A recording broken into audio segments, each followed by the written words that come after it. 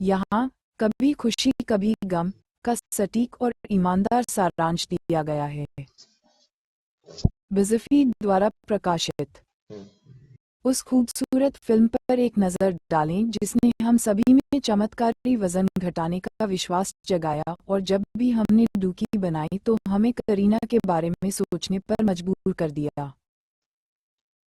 हर अच्छा देसी कभी खुशी कभी गम को 3.5 घंटे लंबी सिसकियों के रूप में याद करता है, लेकिन आप शायद सॉरी।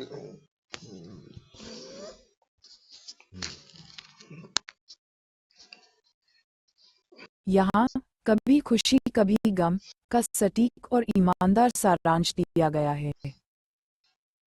बिज़फीड द्वारा प्रकाशित उस खूबसूरत फिल्म पर एक नज़र डालें जिसने हम सभी में चमत्कारी वज़न घटाने का विश्वास जगाया, और जब भी हमने डुकी बनाई तो हमें करीना के बारे में सोचने पर मजबूर कर दिया। हर अच्छा देसी कभी खुशी कभी गम को 3.5 घंटे लंबी सिसकियों के रूप में याद करता है, लेकिन आप शायद विवरण भूल गए हैं। अब 1 दशक से अधिक समय के बाद हमने सोचा कि हम आपको याद दिलाएंगे। यदि आप इस फिल्म में कुछ हॉट और सेक्सी एक्शन की उम्मीद कर रहे हैं, तो यहाँ करण जौहर का एक उद्धरण आपकी उम्मीदों को चकनाचूर कर देगा। K3G की शुरुआत मिस्टर यश अमिताभ बच्चन के एक शॉट से होती है, जो एक तरह से अटके हुए पिता हैं और उनकी पत्नी नंदिनी जया बच्चन है। ये है रायचंद परिवार की कहानी।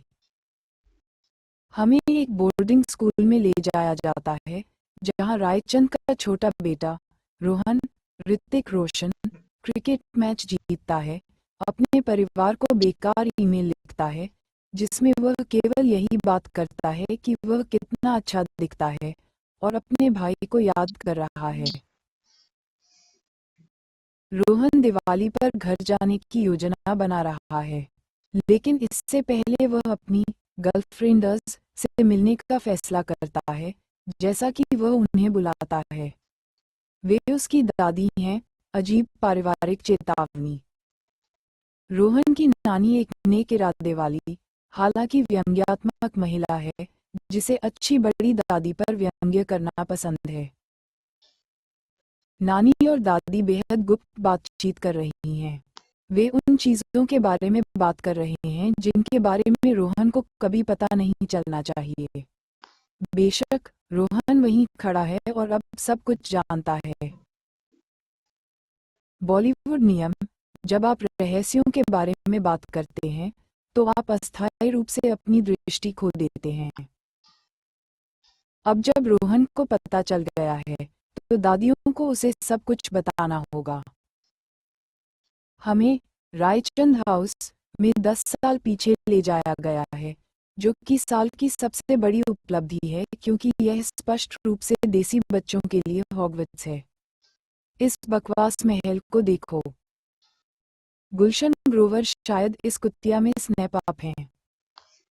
ये दिवाली है और दोस्त और परिवार हॉगवर्ट्स हाउस में एक साथ इकट्ठा हुए हैं। बच्चे का पेट भरने वाली वह महिला दाई जान उर्फ डीजे है। वह हर किसी का ख्याल रखती है और रोहन के छोटे से दिल के मोटापे का शिकार होने का इंतजार नहीं कर सकती। आपने सही सुना, वह रोहन है। तराशे हुए जबड़े और गड्ढे वाली ठुड्डी वाला हरी आंखों वाला लंबा सुंदर लड़का आपने पहले देखा था।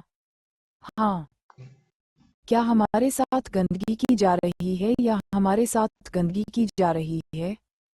क्या ये एकता कपूर का सीरियल है? अरे, एकता कपूर के सीरियलों में भी अलग दिखने के लिए लोगों को पुनर्जन्म या कॉस्मेटिक सर्जरी से गुजरना पड़ता है। ये बस एक बहुत खूबसूरत आदमी के रूप में विकसित या अपरिपक्व हो गया। धिक्कार है बॉलीवुड, तुम ट्रिप इन हो। ऐसा कभी होता है क्या?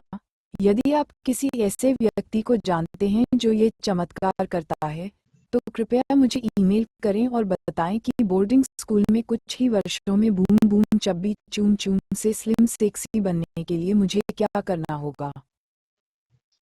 वैसे भी दिवाली पर डैडी जी यशवर्धन अपने दोस्त की बेटी नैना पर सबसे सटीक नजर रख रहे हैं। शाबाश बेटा, जोर लगाओ। नैना भी फॉक्स की धनी है। जब जश्न चल रहा होता है, राहुल लंदन से लौट आते हैं। वह एक हेलीकॉप्टर में दिखाई देता है, क्योंकि मान लीजिए अगर आपके पास पैसे होते तो आप भी अपने हेलीकॉप्टर में आराम करते। LOLCUL 8R। नैना, जिससे हमें जाहिर तौर पर राहुल पर प्रहार करने की उम्मीद थी, काफी सीधी है। उसके लिए दुर्भाग्य की बात है कि राहुल एक चतुर आदमी है। डंपिंग पीपल 101 आपके लिए राहुल द्वारा लाया गया। परिवार बहुत करीब है और वे सामान्य देसी पारिवारिक भोज में भाग लेना पसंद करते हैं। पापा रायचंद, जो चुदाई के लिए हेलीकॉप्टर में काम करने भी जाते हैं, राहुल से कहते हैं कि आज से रायचंद साम्राज्य उनका है, कुछ अन्य चीजों के साथ।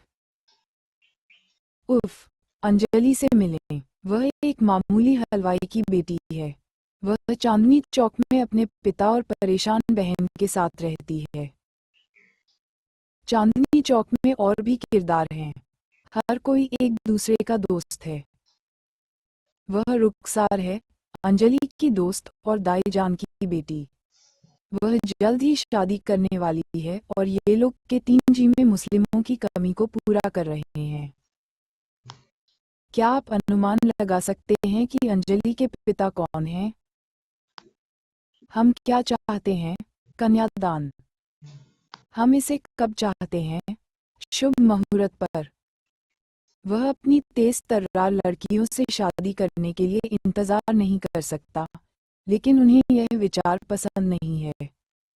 यदि वे स्कूल जाना चाहें या डॉक्टर बनना चाहें तो क्या होगा? भाड़ में जाओ, कन्यादान पहले आता है। लड़की से बड़ा यार, भाई, एमिराइट गुइस से पहले विदाई की तरह।